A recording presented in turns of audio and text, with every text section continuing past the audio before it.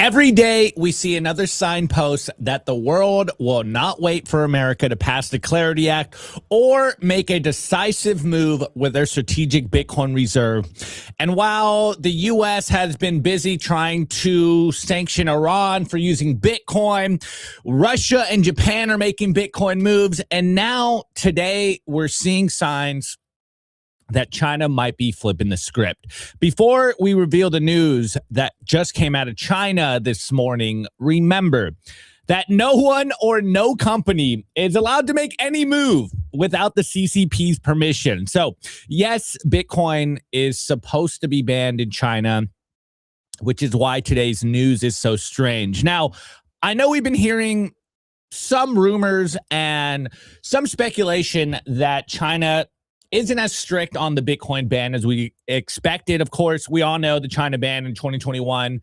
Nico always attributes it to being the reason that the bull market ended. A lot of miners left. Of course, they mine Bitcoin, or they banned Bitcoin mining in China. It basically neutered the 2021 bull market. At least there's some good connections to that. We have seen that a significant portion of that hash power has returned to China. So they're not as strong on the Bitcoin ban as you'd expect.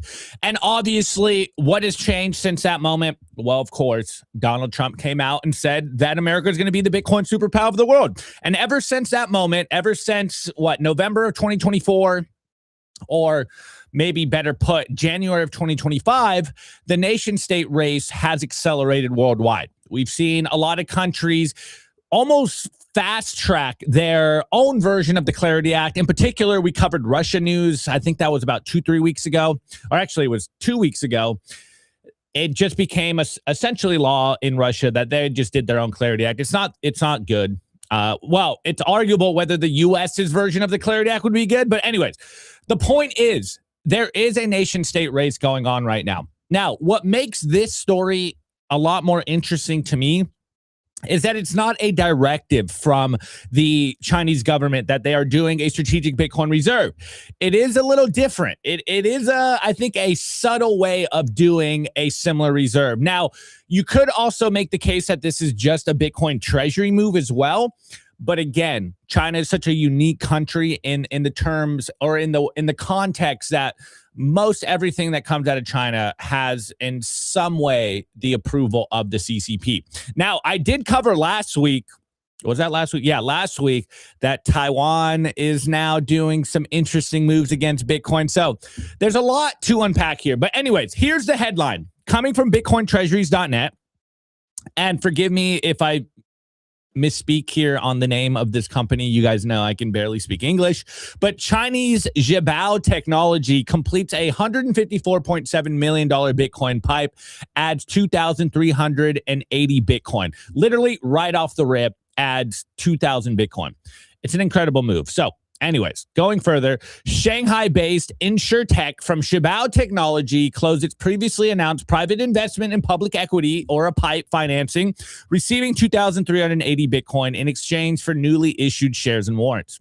The deal, valued at $154.7 million, using a fixed reference price of $65,000 per Bitcoin. Dude, 65K Bitcoin. Wait, didn't the Bitcoin price basically hit 65 this morning, guys? Are we about to pump? Anyways, marks one of the most distinctive corporate Bitcoin treasury moves of 2026 and immediately places the company among the larger public holders of the asset.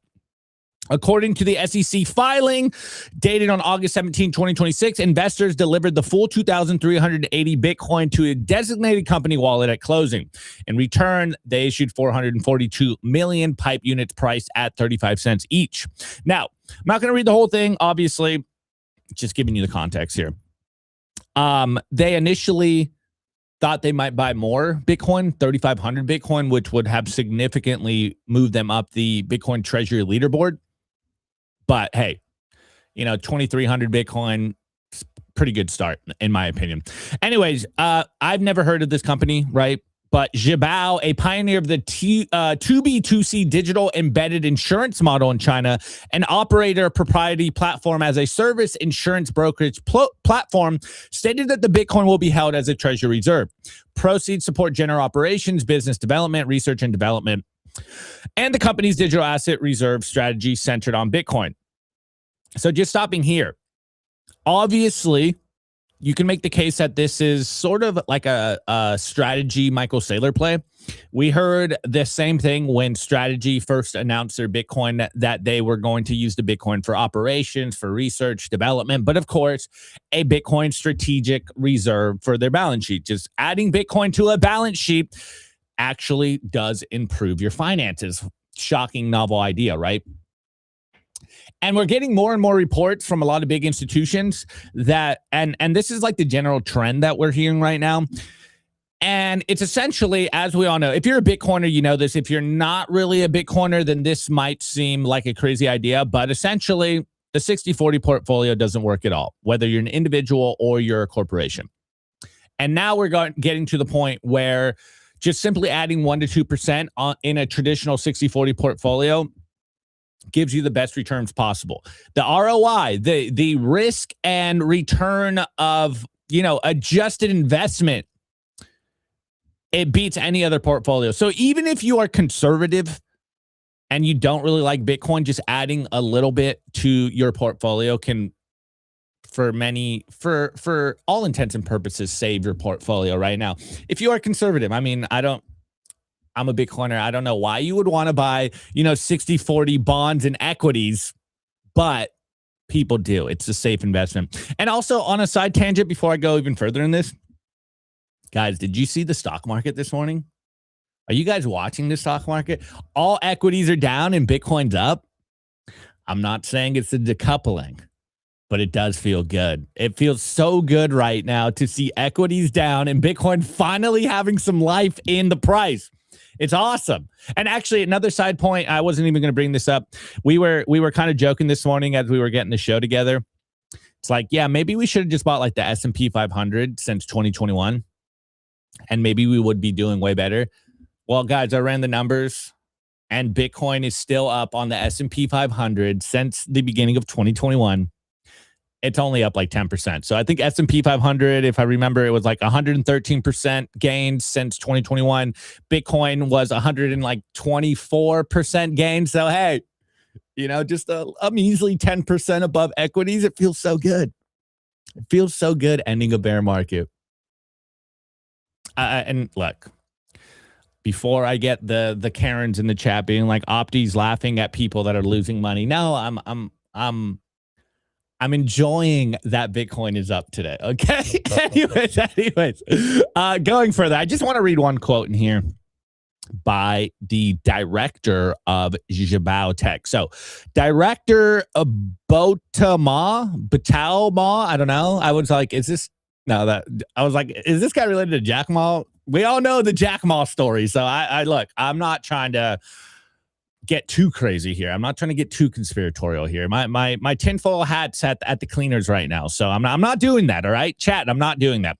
Anyways, and again, forgive me. I don't know how to say this name, but Director Bautama described the closing as, quote, one of the most transformational moments in Jibao's 10-year history, noting that the investors bring cryptocurrency market and Web3 expertise expected to create synergies within the company's insurance technology platform. With the addition of 2,830 Bitcoin, Jibao ranks as the 33rd largest Bitcoin public company, 33rd largest public company Bitcoin treasury holder globally, and is now the second largest public Bitcoin holder among Chinese listed companies. The structure is notable because of the Bitcoin arrived directly as consideration rather than through open market purchases funded by cash proceeds. This approach seats a substantial digital asset reserve on the balance sheet from day one while expanding the company's equity base. Remaining steps include shareholder approval for the second tranche of units and related NASDAQ compliance matters. The company has indicated it will seek registration of the resale of the shares and warrant shares. Okay, so before I go in and I actually do kind of go down, the tinfoil rabbit hole, let's look at Bitcoin treasuries. As they mentioned, 33 here, 2,380 Bitcoin. It's not Saylor's 840,000 Bitcoin. It's not even 21 Capital's 40,000 Bitcoin that they got right out the gate. But literally day one, got 2,380 Bitcoin in a wallet that the company controls. It's a pretty good move. And again, part of the conversation, wait, should I wait? Yeah, no, I'll do it right now. Part of the conversation right now is the whole idea of what is a Bitcoin treasury company and how will they be moving forward. So this is a significant change than what we've seen in the past, but that's kind of like the minor tangent here. This is where it does get kind of interesting. So let me go up here and filter. Maybe I'm just a nerd. All right, guys. Maybe I just like to nerd out here. So now we go Bitcoin treasuries by the Asian market. So, it's broken down by continents here. And you can see Metaplanet still leading, 43,000 in Japan. We have Next Technology Holding, which is the leader in China. They hold 5,833. And then you can see number 4 here is Jibao Tech right out the gate. Now, number 4, largest Bitcoin treasury in Asia, but the second largest Bitcoin treasury in China. Now, again, 2,380 Bitcoin, 33rd largest Bitcoin treasury. Yeah, it's not top 10. It's nowhere near Saylor, but it's a significant move right out the gate. So literally their first Bitcoin buy, already the second largest Bitcoin treasury in China. Now, here's where I probably get conspiratorial. This is probably where I go full Charlie Day. But what is interesting here is not only the timing, but also kind of trying to understand exactly how China works. We all kind of view China as simply, like a communist country. It's like the CCP. What's it? The Chinese Communist Party. I forget what the CCP stands for, but like, I don't know. We could look it up, whatever. But the Chinese Communist Party. We all view China as simply just like maybe a 20th century communist nation where it's just a simple, hey, the government owns all the means of production and what the state says goes. It's not really, that's really not how it works. It is kind of like an updated communist model. Maybe and this is probably a stretch, but when you talk about communism or socialism, a lot of people will usually point to a few different nations and be like, hey, look, it works here. In particular, I always hear when I talk to people and they, are not so friendly towards capitalism, they always do like Norway has free healthcare. And you're like, yeah, but they also have like the highest taxes. And, maybe that's a trade-off you're willing to take. But anyways, tangent aside, the way that from my understanding how China kind of works, they do have this like hybrid model where it's like, it is communism, but it also capitalism. And it's not like socialism in particular. They do have some like elements of capitalism where they have companies, they have corporations, but most of all of the business decisions, they do have the kind of communist ideology of like, it's the state first. It's not about one single individual. And I think the best example of this is Jack Ma. Billionaire investor Jack Ma. I forget exactly what the story was, but he said something that the CCP didn't like. And then shortly after, we hear nothing from Jack Ma for like years. And I don't know, I was talking to Luke this morning and he was saying, and I can't confirm this, but he was like, yeah, wait, didn't like Jack Ma come back and now he has like an Ethereum ETF or Ethereum crypto treasury or something like that? I'm like, I didn't know he came back. I thought he just got disappeared here. And he's like, no, I'm pretty sure he came back. And so anyways, the reason I'm bringing that up, maybe you don't care about China. Maybe you're like, yeah, whatever, China bad. Xi Jinping's bad. He's mean. Don't care about an authoritarian, et cetera, et cetera. But obviously, when you're talking about macro and geopolitics, there is essentially 3 leaders. Now, you could argue that there's more players, but it's US, China, Russia. When you hear America talk about its enemies, it's either, what's Trump always say? If we don't do it, China's going to do it. Or the other one is like, oh, well, we got to do this or else Russia. Those are usually the big players in the world right now. Those are the three most dominant players in the world. Now, obviously, there's other players. You could talk about the UK and, Europeans. Like, I would argue that the Europeans maybe are more of a, how do you say it? More of a cultural force than an economic force. China obviously does all the manufacturing of the world. They produce everything. They're the ones producing everything. And then Russia, they're kind of over there in the wilderness, and they have a lot of resources, and they got a big military, and they're the big bad, offensive aggressors. If you're looking back at the Ukraine-Russia war. But anyways, we all know that there is essentially three players in the world. It's the US and China and Russia. So when you look at what China's doing, or any country's doing right now, we can't really look at them just in a vacuum. Obviously, this is just like geopolitics 101. This is macro 101. This is just bringing it down to the layman terms, giving the context of why I think this is kind of an interesting move. It's because everything that happens in China, and again, they got the great internet firewall there. So we don't really know much coming out of China besides what they want us to know.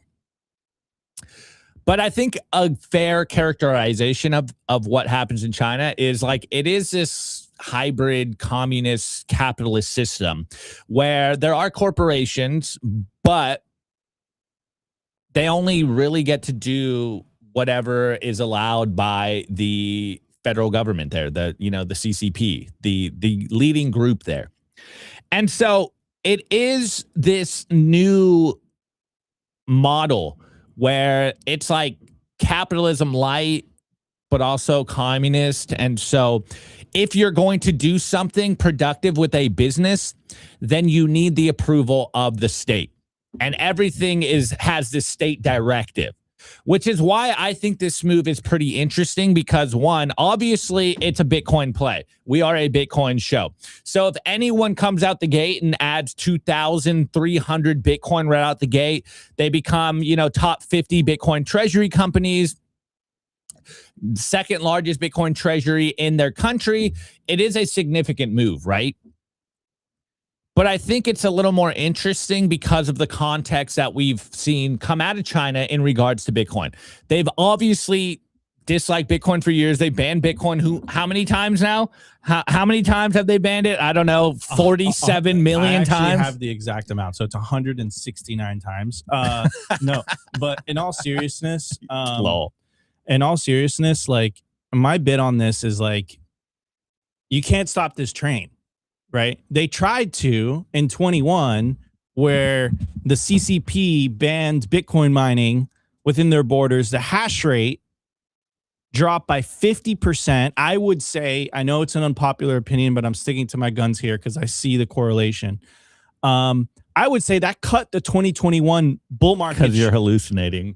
No, it's there's a correlation between the drop in the hash rate and the drop in the price. And then why is there a drop in the price? Because those miners had to sell Bitcoin in order to relocate to more favorable jurisdictions, which happened in a span of 9 months, and it decentralized the network in the process. So does it surprise me at all that, like, the CCP is changing their mind? Because they're in a tough spot right now, right? But it's a subtle change because they can't officially say it, and I think this is why they're having a corporation do it. They essentially, and they've done that, by the way. So in the past, so like the change in opinion is not surprising whatsoever. You've seen so many people have tried to, I can't say this word on YouTube, but they've tried to make Bitcoin go away, to put it nicely. Read between the words, read between the lines there. And it hasn't worked, right? This includes the US government. This includes China. This includes Russia. Like, if governments could have made Bitcoin go away, they would have happily made it go away a long time ago. Why do you think Satoshi remained anonymous? If Satoshi were around today, I guarantee you he'd be in jail. Right? There's a reason he's anonymous, and he stayed anonymous. And anyone who's trying to find out Satoshi's identity, you're lost in the sauce. His identity is not important to what Bitcoin is.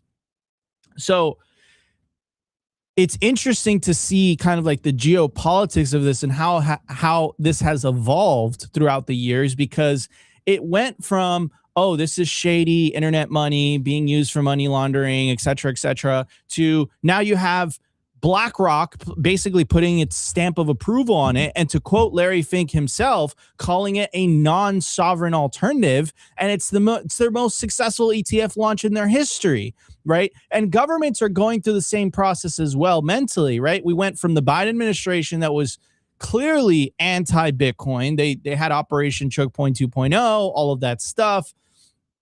You know, they tried to essentially make the industry go away by 1,000 regulatory cuts. And then you had the response, which wasn't completely ideal, right? But you had the Trump administration come in, and from the White House account, they're literally saying they want to make the United States the Bitcoin capital of the world, right? Those are Bitcoin's incentives coming into play. Because if you can't make something go away, and that something is actually beneficial to you, I would say Bitcoin's beneficial to everybody. The example that I always give is Paraguay, right? You go in there, there's this giant dam. It's called the Itapu Dam. And there's a tremendous amount of excess energy that was not being tapped into. So Bitcoin miners go in there. They build out the infrastructure. The local community benefits from that. The local government benefits from the additional tax revenue. It's a win-win. And of course, the company that's going in there and building out this infrastructure to mine Bitcoin with that excess energy provided by the dam, they win too. Everybody wins. And this is the beauty of Bitcoin that I think a lot of people underestimate, which is the alignment of incentives that Bitcoin has. I don't think anything else has aligned incentives like Bitcoin. It's actually so strange that it's very difficult for people to understand when I talk about aligned incentives, because usually it's kind of like they win, but we lose. They win, or we win, but they lose. With Bitcoin, it's kind of like a we all win type of situation. But when I tell you that, it sounds way too good to be true. But the thing is, from my experience, it is true. Because even if you're a government, even if you're BlackRock, even if you're the largest corporation, you're benefiting from number go up technology just like everybody else is. The person who has 0.01 Bitcoin is benefiting from number go up just as much as someone who has 1,000 Bitcoin. Of course, they have 1,000 Bitcoin, so they have a lot more purchasing power. But from a percentage basis, you're benefiting just as much, right? So, you know, it's a very interesting type of phenomenon, seeing governments kind of, and then seeing it kind of jump into the geopolitical conversation as a whole too is fascinating. Like, I could have never have predicted, even though the incentives made it very clear that this was going to happen, where Iran just goes on TV and they're saying, hey, we're going to use Bitcoin to accept tolls for ships crossing the Strait of Hormuz, which apparently Trump announced that is part of the U.S. now, which I find hilarious. Yeah, it's so confusing. It's so hilarious. But it's so funny. Trump 2028. But he can't win. But he's the funniest president we've had in a long time. The guy's like a natural comedian, I gotta say. And I would say he's a net positive. I know it's controversial, whatever, but I'm sticking to it. You know, I think he's been very net positive to the industry. The Genius Act is great. You know, the Clarity Act doesn't seem like it's going to pass, but again, he really put his administration behind it. So it's just fascinating to see how Bitcoin is here to stay.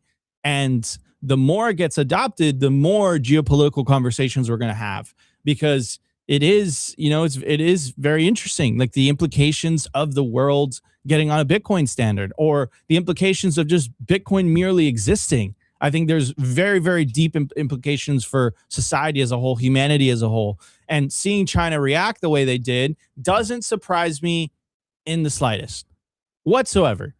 Of course, they're going to want to get on the train. I mean, Trump saying this himself, and this is part of this is part of his pitch with the Clarity Act. He was saying, like, look, like, if we don't pass the Clarity Act, another country has. You know who has essentially championed Bitcoin regulation and legislation?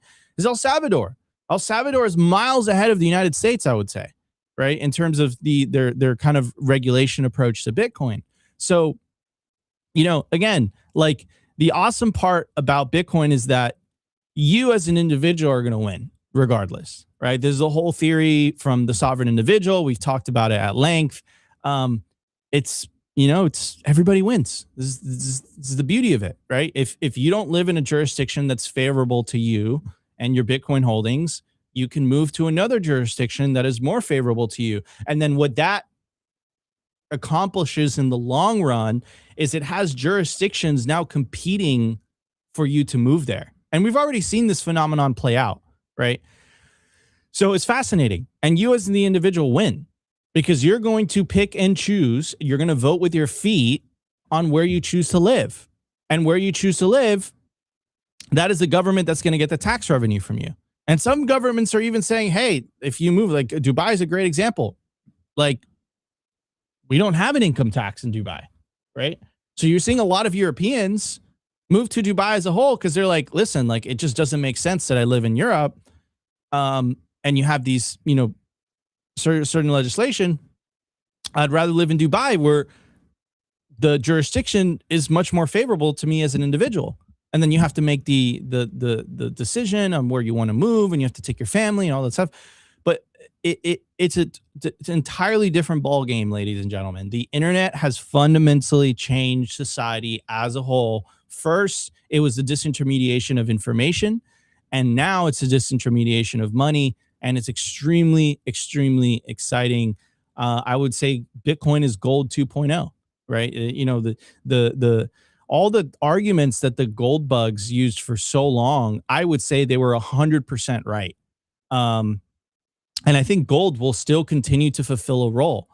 But I think the qualities of Bitcoin being so that you can send Bitcoin to somewhere, to someone across an ocean, and they can receive it instantaneously for pennies on the dollar of that transaction. I mean, that's a fundamental a game changer. The fact that you can have these peer-to-peer transactions globally. And I think the world's going to be a much better place for it, right? So it's fascinating to me watching how governments react to this. And I think that's what Opti was talking about in the beginning, is you're seeing another government saying, hey, we're going to ban Bitcoin. We're not going to ban Bitcoin. We're going to ban Bitcoin. We're going to ban Bitcoin. Oh, whatever. Oh, we want to benefit from it. Of course. No one's better than their incentives. American HODL quote, right? So I think that's what we're seeing here. Very, very exciting to see. And let's see how this plays out. I suspect there's going to be more fireworks, in my opinion. Wait, collectivists like Bitcoin too? I think everybody likes Bitcoin.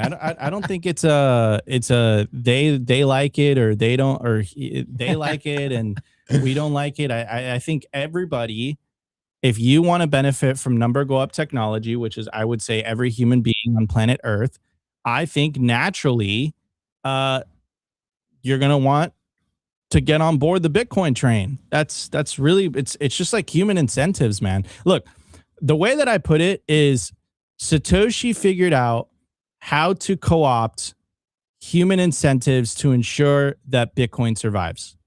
It's a fascinating thing to witness. And I think he successfully has done that. And then obviously the people that, the people that are, running nodes, mining Bitcoin, they're benefiting from it as well financially. The network gets stronger. Like, it's all about incentives at the end of the day. And I think ultimately, I think Bitcoin wins in the long run. I've tweeted this out so many times. I'm bullish on Bitcoin long term because it's a monetary system based on incentives. It's not a monetary system based on coercion. And there's historical examples that you can give, many throughout history, where specific collectivist systems, to put it nicely, you didn't have people going from Miami, risking their lives, getting on a raft and going to Cuba. You had people going from Cuba, risking their lives, going to Miami. Same example with East Berlin and West Berlin. You had people risking their lives, jumping the Berlin Wall, to get to West Berlin, where they feel they had more freedom, they had more opportunity. Right? Is Bitcoin the digital wall? Yeah, I know we do digital credit, digital energy, or is fiat the digital wall? I don't know, man. But the point I'm trying to make is I think Bitcoin's going to make the world a much better place, and I'm here for it. I'm excited for it. Guys, we have a heck of a show. We have Bulldog Holmes, a.k.a. Frank Holmes, executive chairman of HIVE Digital Technologies. They had a massive news release yesterday, I believe. So we're going to be talking about that. Very exciting. We have a great show for you guys. You guys are going to want to stay tuned. We're going to be right back just after this quick break. Here's the part that nobody says out loud. Buying Bitcoin on an exchange and leaving it there isn't buying Bitcoin. It's buying an IOU. And the last decade has been a masterclass in what happens when those exchanges don't deliver on their promises. Bitcoin Well is a self-custody Bitcoin platform. That means that when you buy Bitcoin, it goes straight to your self-custody Bitcoin wallet. You actually own it from the very first transaction. They're available both in the United States and Canada. Pricing is transparent, straightforward, and no nonsense. And if you're buying a larger amount of Bitcoin, Bitcoin Well Infinite gives you concierge-level support through a dedicated executive Bitcoin advisor, premium help for when it actually matters. You can also stack a little extra through the referral and wishing well rewards. A nice bonus on top of the owning your own Bitcoin thing. So go to bitcoinwell.com/simply and sign up for the Bitcoin Well portal today and buy Bitcoin you actually own. Paper burns, paper floods, paper fades. If your seed phrase is written on paper, it's not really backed up. It's waiting to disappear. Stampseed's DIY kit lets you hammer your seed words directly into commercial grade titanium. Fireproof, crush-proof, waterproof, and permanent. Once your words are in the metal, they aren't going anywhere. Use code SIMPLY at stampseed.com for 15% off anything in the store. That's stampseed.com, code SIMPLY.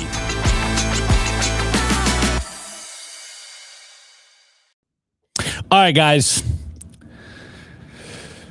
Let's talk about the apps we are using. Well, let's think about what passes through our iMessages every single day. It's our locations, our financial decisions, maybe personal photos, the PG ones, personal photos of yourself. You're doxing yourself every single day just on what you're doing.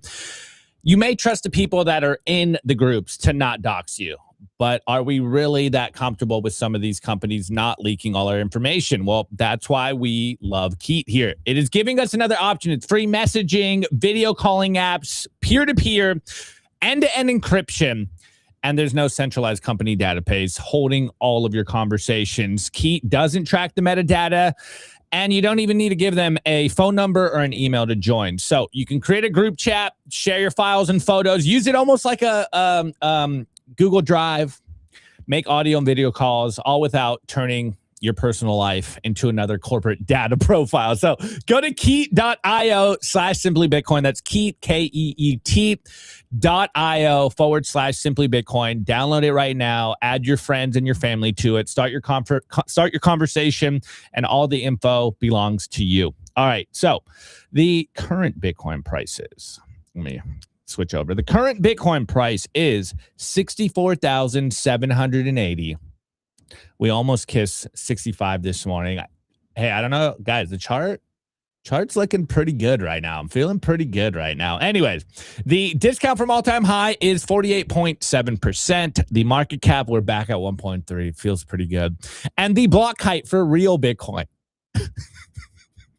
it's 963,076. I repeat, 963,076. So, Nico, what should we do? We got 4 minutes. I'll cover this real quick. I'll cover this because who knows how long it'll take Frank to pop in here. This is kind of what I want to talk about. All right, so I really been loving these charts here by Michael Sullivan. You guys know that part of what I like to do, my favorite thing to do is obviously social commentary, be a propagandist, but also view the culture, not only that we are a part of as Bitcoiners, but also the more general culture that we all find ourselves living in.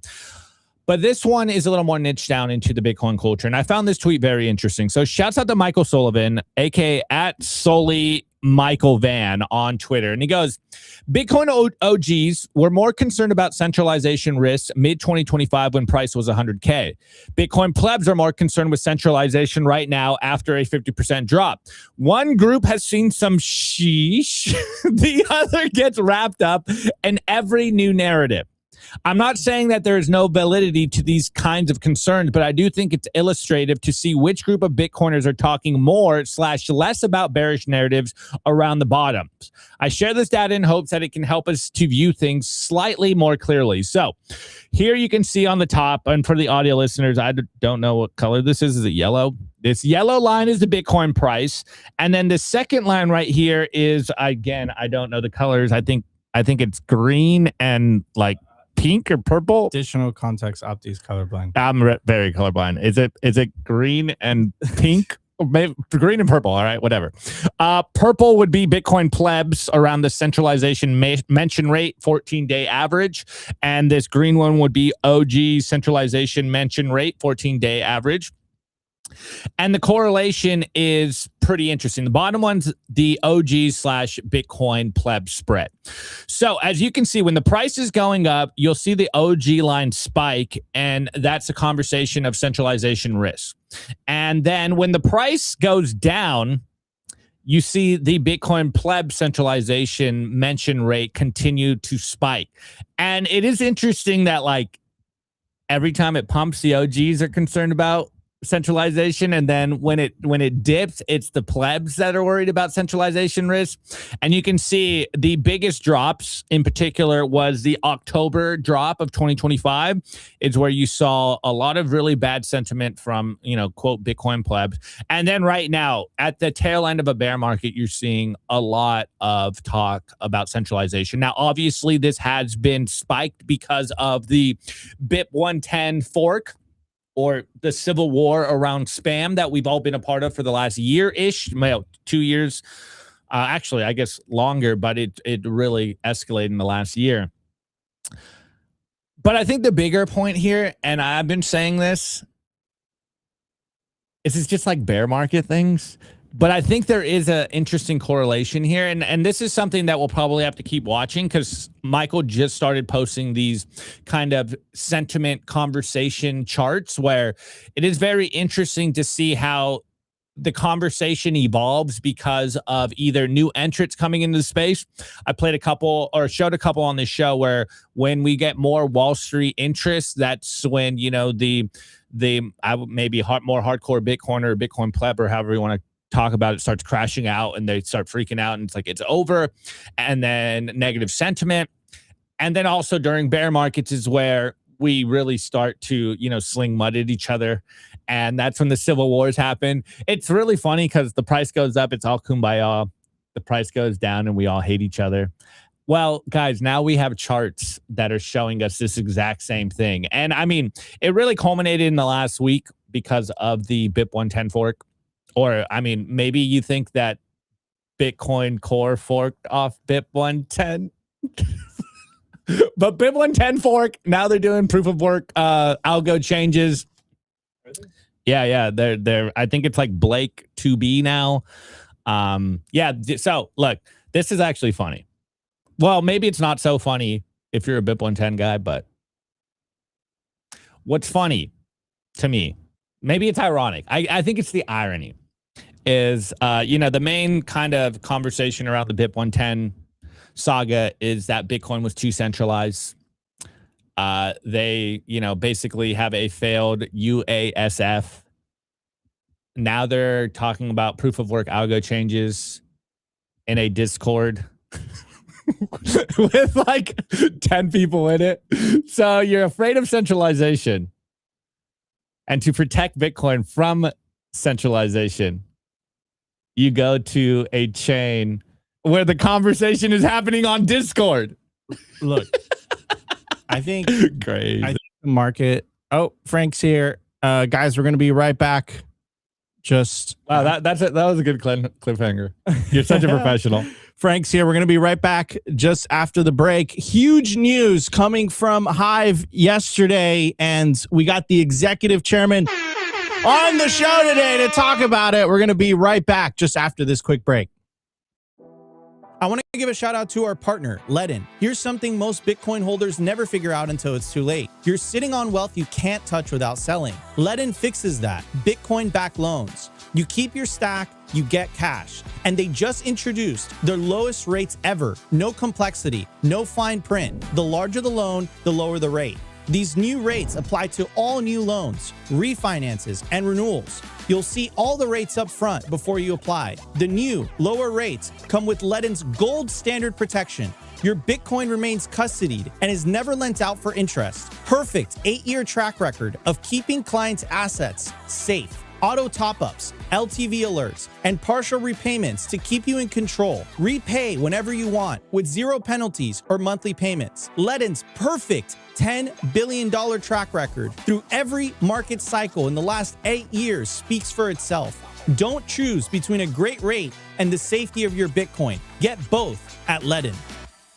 I want to give a shout out to our sponsor, BitKey. If you own Bitcoin, the next question is how you actually protect it. BitKey takes a different approach to self-custody. It uses a 2 of 3 setup with keys split between your phone, your BitKey hardware wallet device, and block servers. You only need 2 keys to authorize a transaction. So losing one doesn't mean losing your Bitcoin. And Block only has 1 key, so they can't move your Bitcoin on their own. There's also no seed phrase to write down. Hide somewhere and hope nobody ever finds it. Recovery is built in, so if you lose your phone, replace a device, or something happens years down the road, you have a path back to your Bitcoin. And the BitKey hardware wallet now lets you verify what you're actually signing directly on the screen. So instead of blindly trusting an address, you can confirm the real destination on BitKey itself. It's self-custody designed around what actually happens in real life, from lost devices and mistakes to long-term ownership and inheritance. Get yourself a BitKey today and use promo code SIMPLY to get 10% off your new BitKey.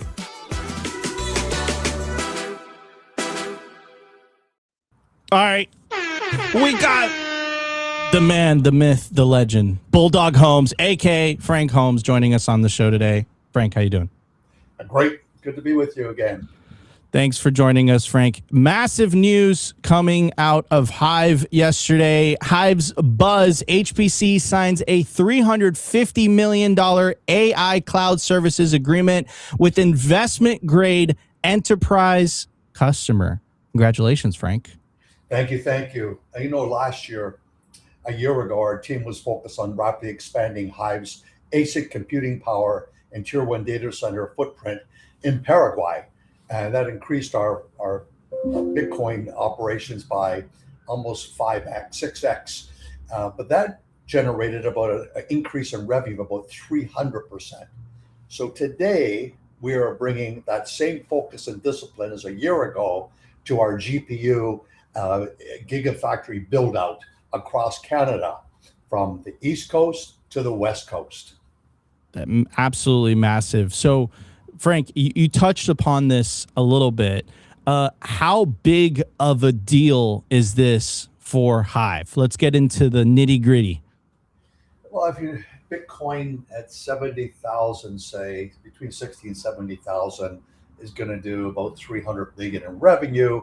Our GPU compute power today is throwing off about 3 million a month in revenue, and that will climb to about $20 million in revenue.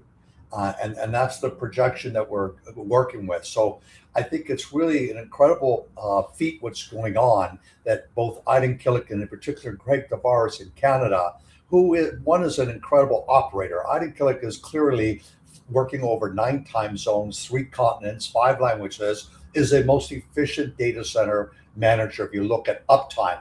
And when it comes to building the gigafactories, these AI gigafactories, Craig Tavares has the best track records in the world and top in Canada.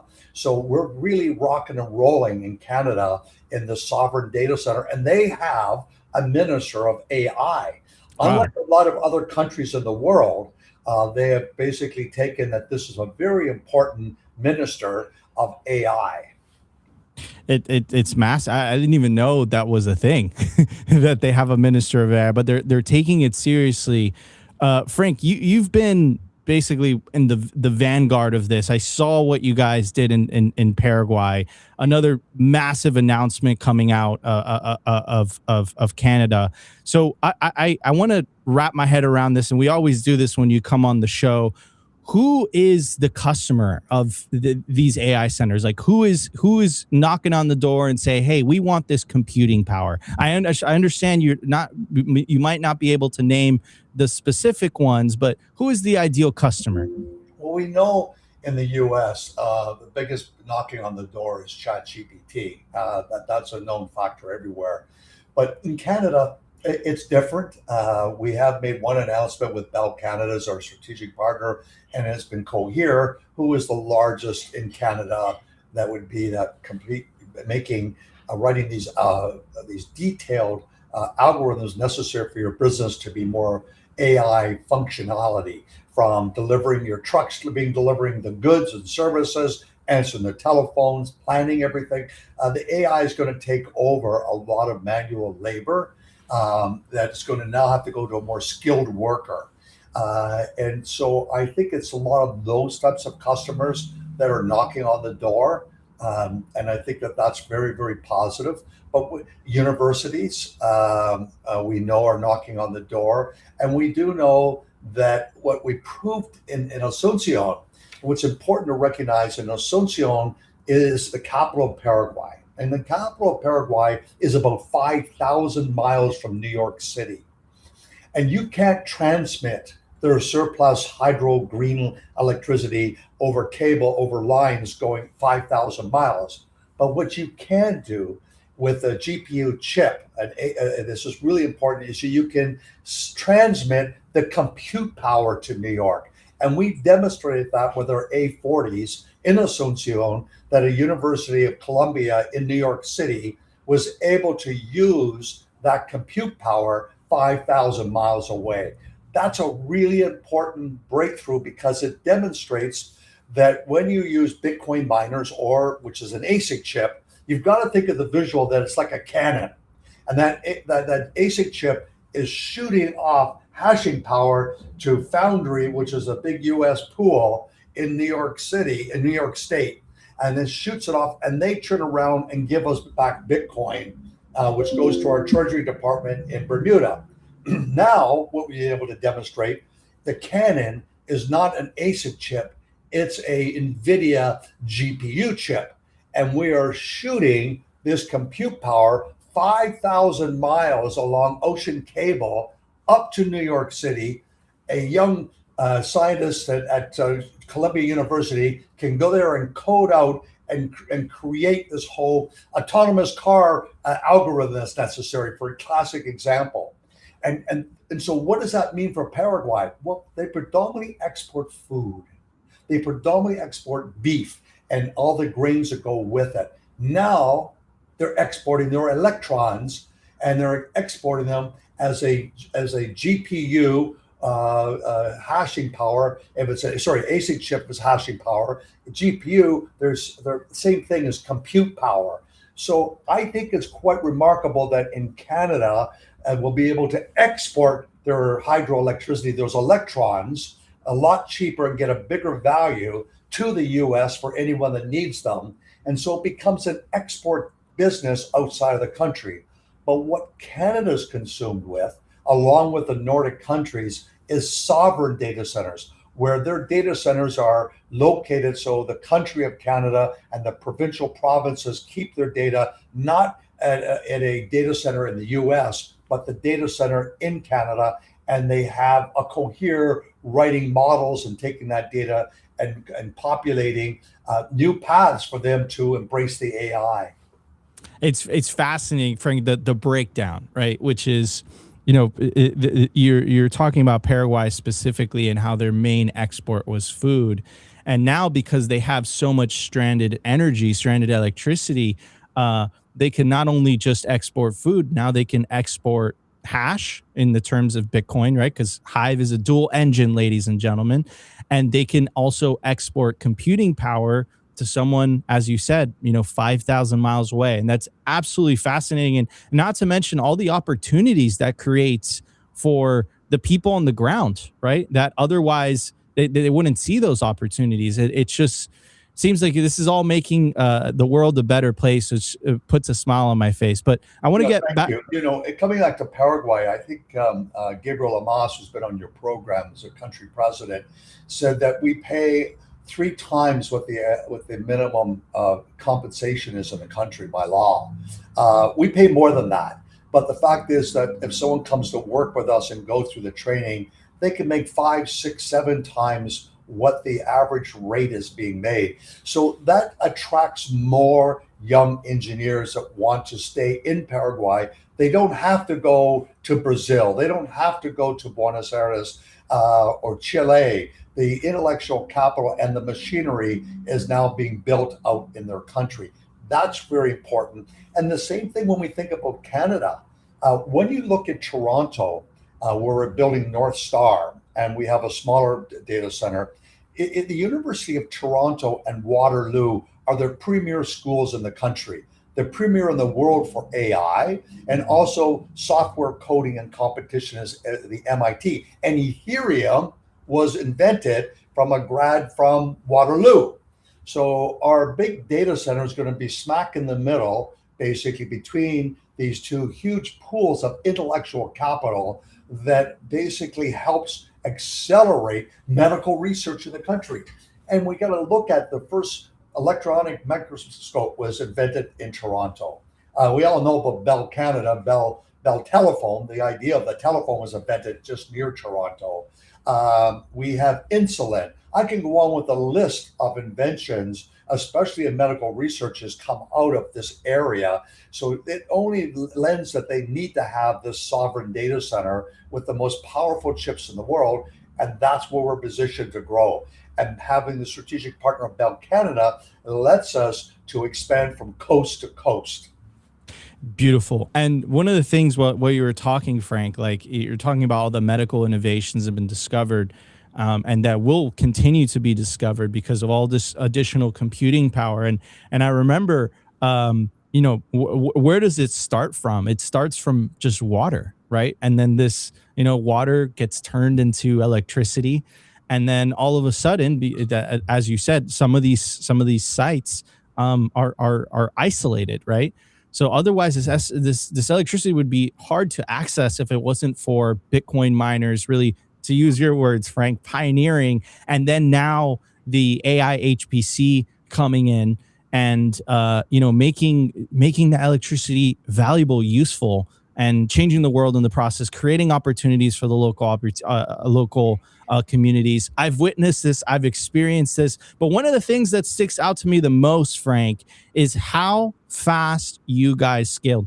When we had our interview in New York, I said that you guys are the Navy SEALs of Bitcoin mining and AI HPC, and I stick to that. And I was a witness firsthand, ladies and gentlemen, how we were visiting these sites in Paraguay that Hive was building out. One day there wasn't any pavement. The next day there was pavement. The next day there was a building. It was so fascinating to see at the velocity of which you guys rolled out these sites. Frank, how quickly did this AI HPC business go from just an idea to something physical, something tangible in the real world? Well, I felt like we were in a garage tinkering around with our GPU chips because we had the largest fleet mining Ethereum. And it's been the worst decision they ever made to go to proof of stake from proof of work. But be that as it may, it gave us this expertise in GPU chips. And GPU chips are much more like driving a Porsche versus a Bronco. An ASIC chip is a Bronco. It's a Jeep. But when you start now getting into the latest NVIDIA GPU chips, now we're talking about Ferraris and Aston Martins and real racing car machinery and extremely expensive to build. I've mentioned before in your program, when we get an ASIC chip, in 6 hours, it's unwrapped and plugged in, generating cash flow. We get these NVIDIA chips, and it could be 6 weeks before it's really processing, because you're building a brain. So it's much more complex and expensive to go build. But we had this experience. So when Ethereum left, we started going and selling our compute power. First, we were mining all the shit coins, and we realized we were too big in mining those coins, that we were influencing the market. So we said, we have to start, how do we turn around to export this compute power for other users, because something's happening in AI. This is before ChatGPT became the big, I guess, the real wake-up call to the retail consumer, how significant AI is and will continue to be. And it reminds me of Apple. You can see how fast Apple stock took off when all of a sudden they launched the iPhone. You have to have where the consumer, you and I, can easily access that ChatGPT or Grok or Perplexity or Claude. And those are the four big beasts. And that was really the big wake-up call. Well, we were getting our revenue up to $1 million a month selling this. We had a board. We had wholesalers like called bare metal. And we were saying, okay, now what do we do next to scale? And two things had to happen. One was the wake-up call of how big this industry is going to be, which was macro. And then B, we need to get someone that's going to really, that knows this industry to execute on scaling our $1 million a month. And that was been Craig DeMars. And he's done a phenomenal job. And he and Aiden Killick get along so well in what they're building and doing. And I think that we can see that Craig has been able to go and negotiate so many great contracts and relationships he had with Apple a long time ago, with Bell Canada. And so we're seeing this grow. And unlike our peers, most of them are selling their data center. They're saying, here's a 15-year contract from a hyperscaler, and you can rent from us the land, electricity, and the building. And that's really a REIT model. What we've gone down the path to say, no, we really are a hyperscaler. And that hyperscaler means you have higher gross margins. You have a different business model. And we've seen that a lot of the analysts on Wall Street didn't know how to value something outside of America. They were all like mega analysts, only in America. Now it's sort of the wake-up call is, no, there's great value outside of America. And it's about a multiple that you get per revenue per megawatt and cash flow per megawatt. So I think that we're going to see what we saw yesterday is many analysts re-rated the stock to $7 to $10 in that range. And we feel very comfortable that it's even worth double that based on what our program is. And we're way ahead of schedule. We didn't expect to have these numbers until December, and it's already August, and we're already hit what we said 6 months ago. We're hitting those contracts now, and that cash flow will be building out. Right now, Aiden Killick is in a 3-hour drive up to Merritt and BC, the interior, for due diligence on the data center that's being built. And there's spectacular photos. And so everything's being fast-tracked to turn on those machines. So it's very exciting times for the Buzz team as we go along this dual engine. I love it. Absolutely love it. Frank, for people that are just getting into this conversation, they're just learning about AI HPC, what is an NVIDIA Blackwell Ultra GPU? Because that is the GPU that you guys acquired. You acquired 2,016 of them. What is the difference, for example, between that type of chip and a consumer chip, for example, that someone buys for a gaming PC? What is the difference? So let's say you have a $50,000 Jeep, basic Jeep, and now you're going to go to a Porsche, and you're going to be 150, and then you're going to go to a Ferrari, and you're going to be 250, and when you go to a Bugatti, you're going to 2 million. And that's what those chips are. So I'm trying to relate to someone who loves cars and the machinery and the technical abilities of these cars. That is the step up when you think of these latest NVIDIA chips. They're racing cars. Formula One. It's just another level. And I think, but the big issue now, which the Bitcoin miners have got a lot of experience in, and that is fighting back the FUD. And we had to fight back this FUD, as you know, going back 5 years ago, that we were going to consume all the electricity in the world.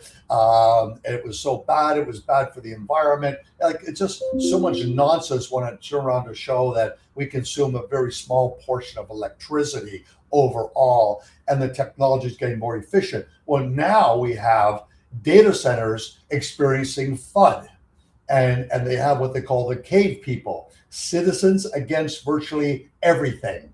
And they're being well funded by some of these radical groups, and some say it's out of China to slow us down. But you're seeing well organized protests with posters and signs, and the same faces and photos that show up in one town in, say, Troy, and all of a sudden they're going to show up in another town. It's being organized to be pushed back. But I think that the Bitcoin operators understand. They're like armadillos. They have tough skin about explaining themselves, and I think that that's what we're witnessing today. On one hand, over here is this attack that's on anything to do with data centers and how much energy they consume and how much water they consume. They don't realize the technology. We recycle the water. The using the AI to reconfigure the tier 3 data center and the tier 4. So every year is becoming more efficient. And you and I saw this with the ASIC chips. For your listeners, they used to measure everything by joules of energy consumption. And we first started with Bitcoin, it was like 300 joules. And then at the last halving, it was 30 joules. And now they're 12 joules.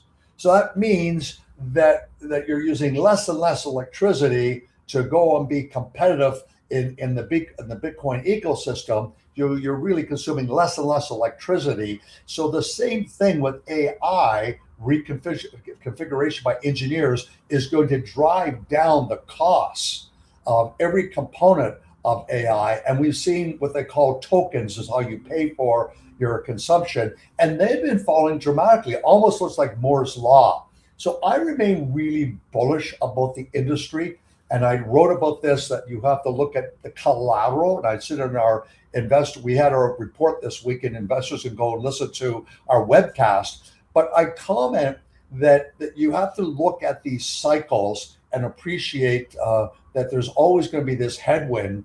But you have, on the other hand, it was like Ian Killick said of the Avengers on CNBC the other day, that they had the captains of every financial, BlackRock, Blackstone, you had Brookfield, you had Jensen, everyone talk about refunding. So you're seeing new pools of capital, of credit outside of the banking industry. So the banks have all their capital issues, etc. And they also don't like anything that's new unless they're going to control it. And over here are coming these incredible $500 billion pools of capital that are going to fund the GPU chips, that are going to fund the deployment. Well, you say, well, it's all over. Take a look at copper prices. When you're building in Abilene, Texas, a gigawatt of a data center, you're going to consume 50,000 tons, not pounds, but tons of copper. And the supply demand now is so tilted that we see copper prices make an all-time high.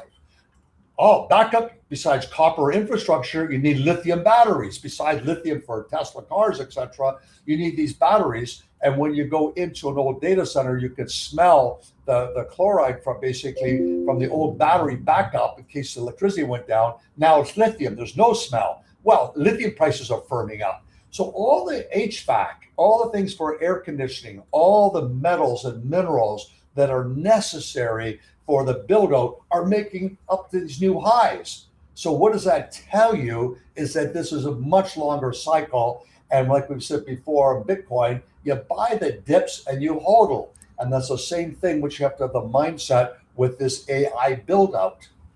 Frank, it's fascinating. Every time you come on the show, I learn something. It's great.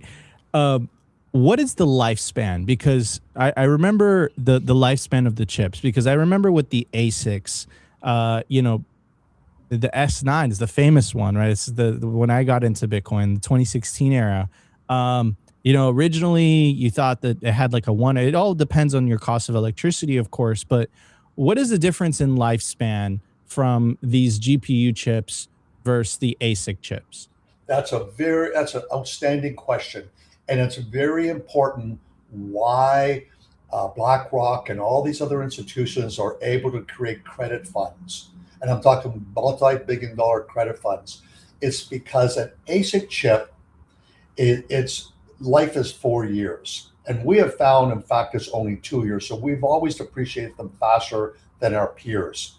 And what happens with that is that the joules consumption is improving every year, but the difficulty is rising every year.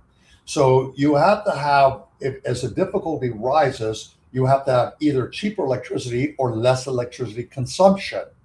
And so when we go every 4 years, we need to have a more powerful, less consumption of electricity type of chip, because the difficulty is rising with the price of Bitcoin.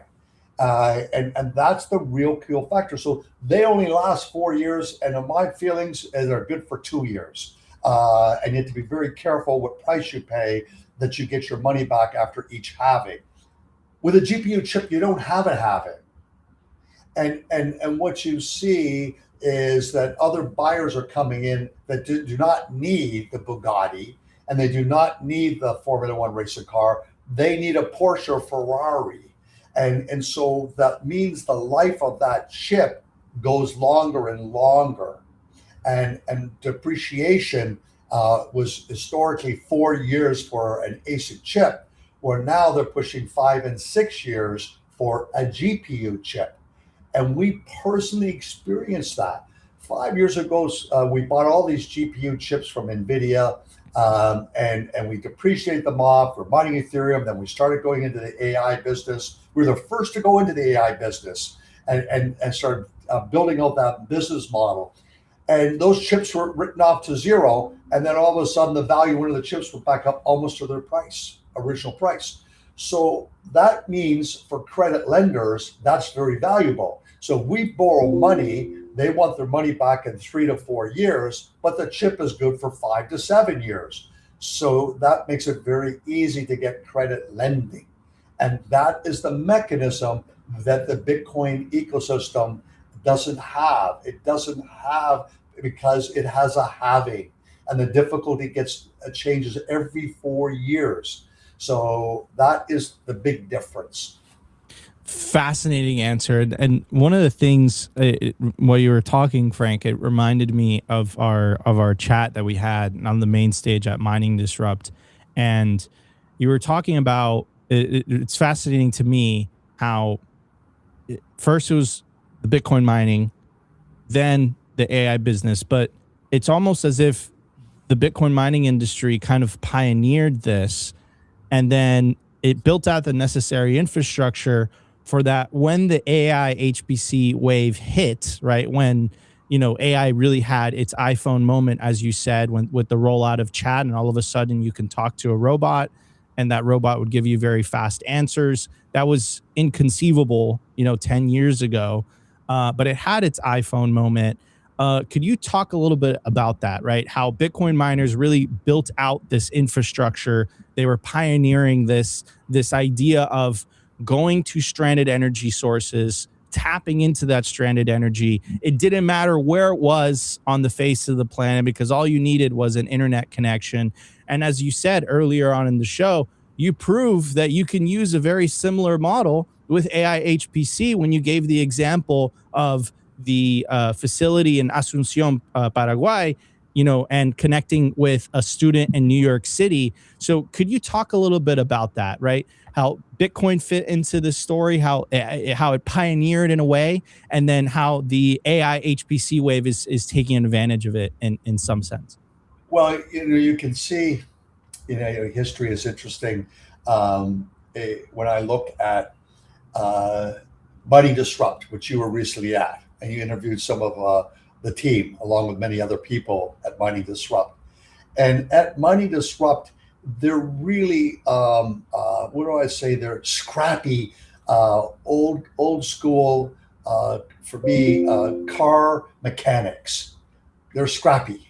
And which when you go to Wall Street, it's suit and tie. It's a very different element.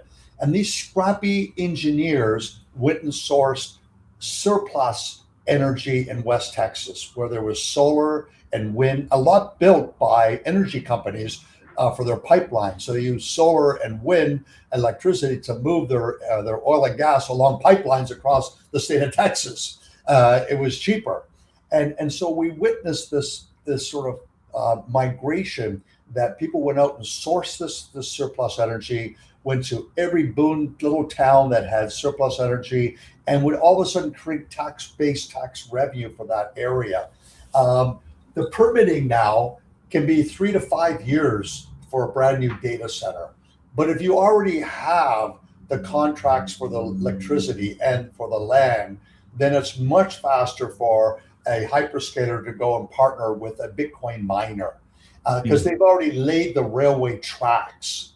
And as you think of the railway tracks were laid by old steam engines, and as time went on, they didn't really change the size of the tracks. They just changed the power engine on that train. From steam, first it was lumber, and then it was coal they used for energy, and then they used diesel. And then we had electrical trains, but the train tracks are basically the same.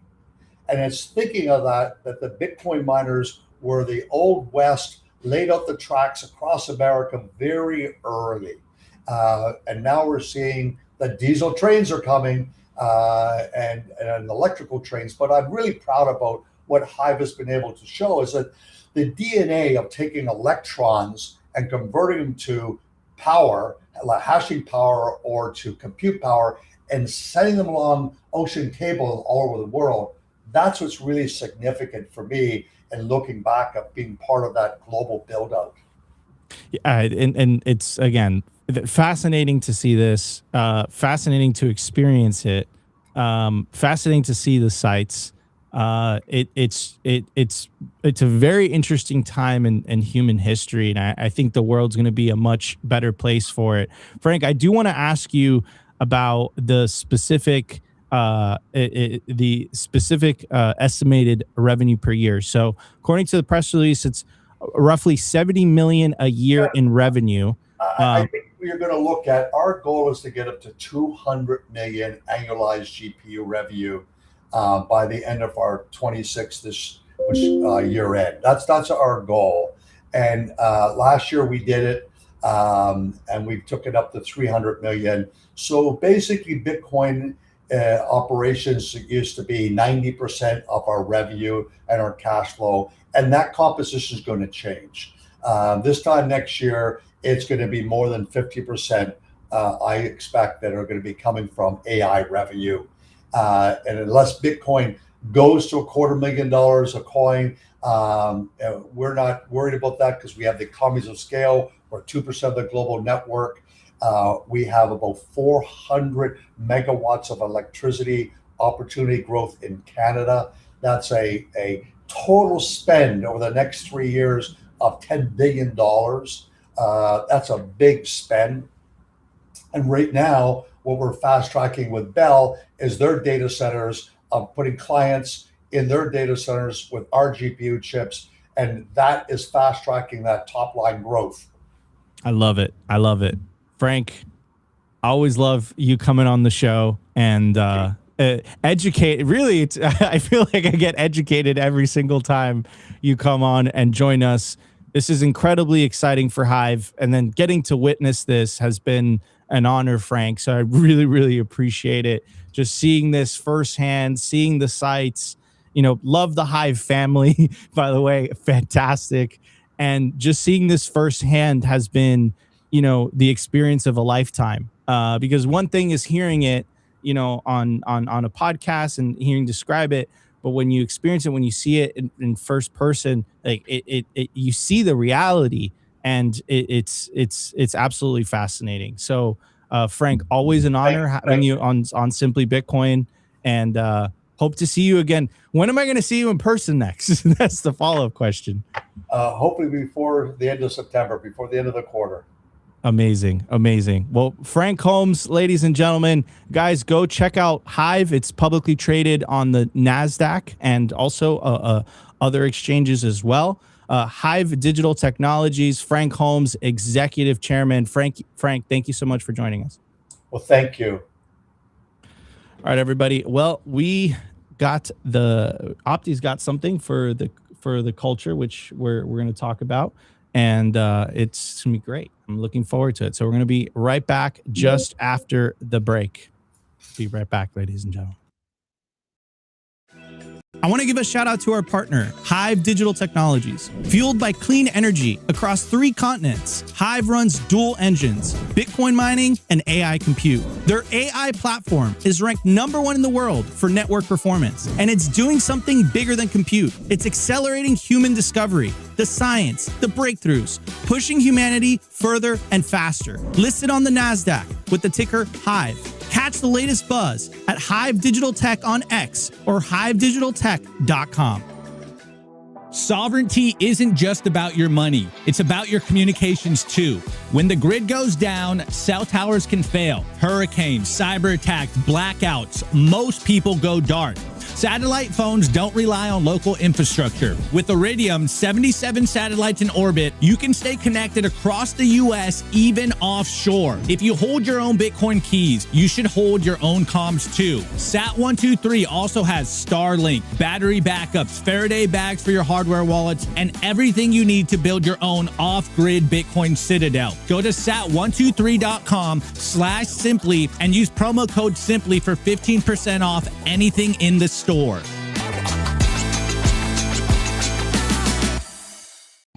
Absolute masterclass from Frank Holmes, really talking about the intersection, how Bitcoin miners essentially pioneered all this infrastructure. They laid it out, and how essentially, there's so much computing power that these big, AI companies need. And a lot of people take it for granted when you put in inputs into chat or Claude or Grok or Gemini, whatever floats your boat these days. And I don't think people appreciate or fully understand where that computing power comes from, right? And it's just fascinating to see this, to witness this firsthand. You could say that Bitcoin miners pioneered this in a way. And that's, another aha moment in terms of, Bitcoin's contribution to the world, right? It's so exciting. I mean, the amount of opportunities it will create in, in other jurisdictions, as Frank was mentioning. I mean, it's limitless, literally. I think all stranded energy has the potential to be tapped into now with Bitcoin and AI HPC. And it's really exciting to, have the executive chairman of a company that is the sole focus is focusing on those 2 things, the dual engines of HIVE, Bitcoin mining and AI HPC. So really, really cool. If you guys haven't seen the documentary, by the way, that we did with HIVE, I highly recommend watching it, because it literally tells the story of how essentially it goes from water, and then it ends up in, it ends up becoming more, right? That water goes into a dam, then that dam turns it, uses a turbine, and then that turbine turns it into electricity, and then the electricity, gets used by these ASICs, or, by these AI HPC machines. So watching that, seeing that is fascinating, but it just starts with water, right? Water and gravity, really. So yeah, I mean, fascinating, super fascinating. I hope you guys enjoyed that conversation as much as I did. Frank always blows my mind when he comes on the show. With Opti, I think he talks about geopolitics and stuff. It's interesting. Yeah, I was going to really troll you. I was like, dude, you dropped the ball, bro. You did a missed opportunity here. What I want to know is, are we seeing the AI rotation right now? Is the AI bubble popping? Because equities are down. Frank said no. I know, but I'm like, can we go further? Like, hey, dude, equities down, Bitcoin up. I need to see the AI rotation, dude. I don't know what that means. It means basically all the main stocks right now are overvalued, and at a certain point, those people are going to run for the exit, and the exit's going to be Bitcoin. I think both. That's what I want. I don't think it's mutually exclusive. Well, no, look, I've been saying this, and I have been using like the .com bubble as an example. And I'm not saying we're going to see like an AI, meltdown like the 2000.com bubble, but I think that the concept's still the same. Like, we're going to be living in a world with AI, but are the companies right now that are leading the AI race the companies that are going to be here for the next 20, 30 years? We don't know. And we are kind of in a Bitcoin. But one thing's for sure, and I do want to cover this, right? Which is like, is chat going to be the AI company of the world? That's what I'm saying. 10, 20 years from now? I don't think anybody knows. But you know what I can tell you with 100% certainty is that regardless, there's going to be a lot more companies that are going to want computing power 10 years from now than today. I don't think that trend is going to reverse whatsoever. I think it's just going to accelerate at a faster pace. We're saying the same exact thing. This isn't a conversation of data. Sorry, guys. I got like a headache. My eye's killing me. This isn't a conversation about data centers. It's about the valuation of the AI companies. And the general idea for most people that are watching the AI bubble, because first of all, we know for a fact that one of the reasons why Bitcoin hasn't attracted as much liquidity right now is because everyone's chasing the AI stocks. The AI stock craze. The AI IPOs are coming out. The AI valuations are insane. Actually, basically all valuations are insane right now. They're like the biggest valuations ever. And so everyone's looking at a stagnant Bitcoin price, and they're like, why would I buy this? It's in a bear market. Let's, as we all know, FOMO comes in. As I always say, number go up is the best orange pillar in the world. Whether you like it or not, it is what it is. The price goes up. People want to buy more. Hey, don't blame me. Humans are funny creatures. So that's what they're seeing happening in the stock market is these AI valuations are crazy.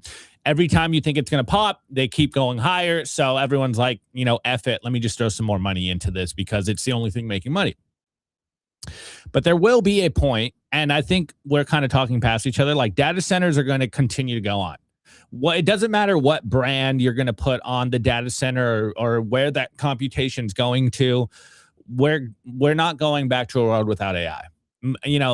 Maybe it's like a Terminator world. So, but hey, we're not going back to a non-AI world.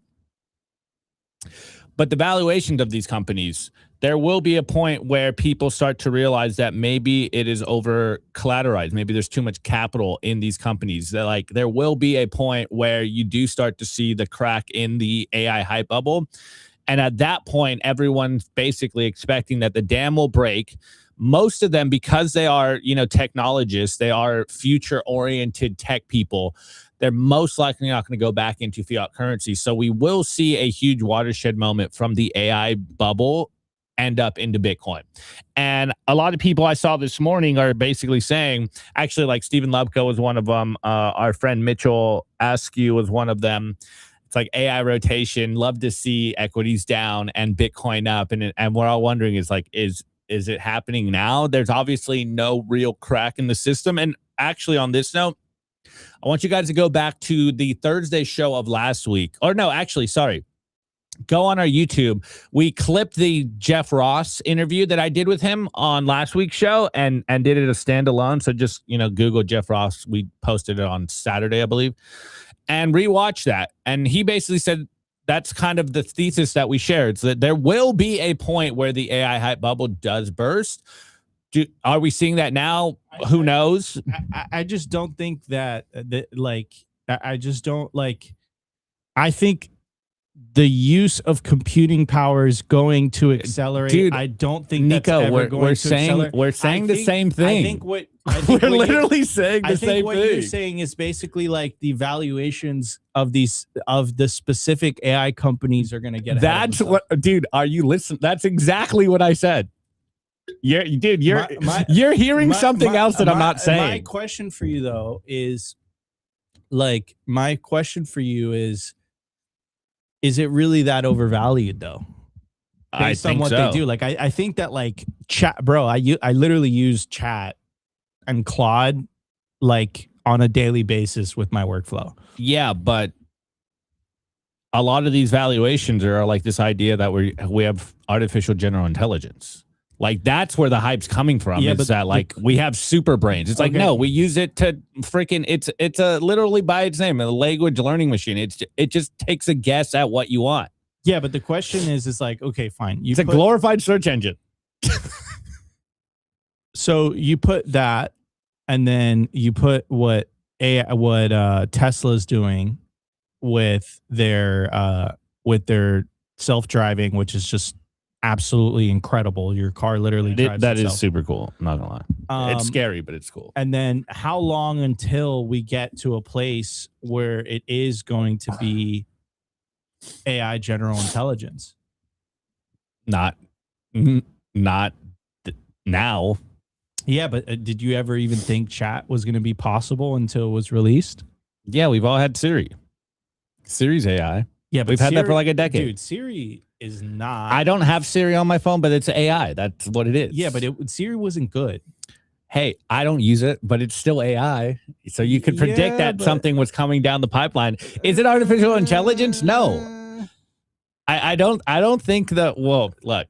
Hey, look, let's go into the philosophical. I'm a Space Odyssey 2001 maxi. What is intelligence? If this thing is talking to you, dude, that's the thing. It's not talking to you. Yeah, but it doesn't matter. Hold on. Let me mute you. Hold on.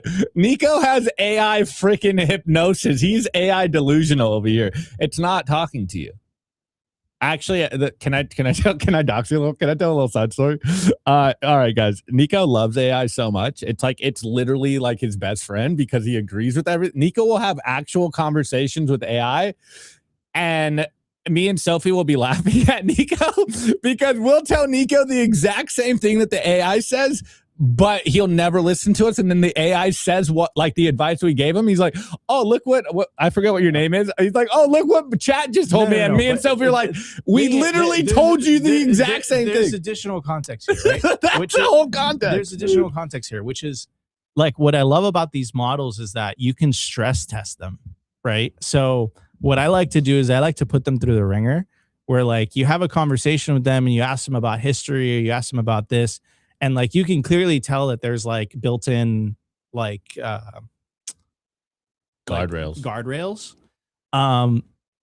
But like ultimately you can like essentially you could push them in a way where like ultimately, because like at the end of the day, like is this thing going to tell you lies or going to tell you the truth, right?